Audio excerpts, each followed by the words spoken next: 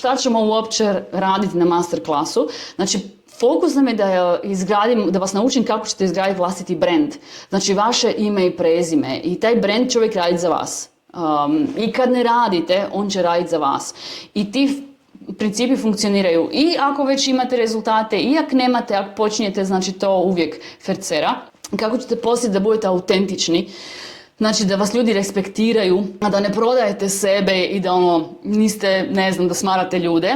Kako ćete definirati i sadržajem privući svog idealnog klijenta. Znači radimo upravo te sve stvari, vodim vas korak po korak gdje ću vas navigirati kroz pitanja da si vi iskristalizirate koga želite, koje su to vaše prednosti, kako ćete ih komunicirati u sadržaju i sve ostalo. Naučit ću vas jednostavno kako da izgradite zajednicu ljudi koji vas prate i spremni su kupiti od vas. Da ne morate imati tisuće i milijune pratitelja da biste mogli imati rezultate.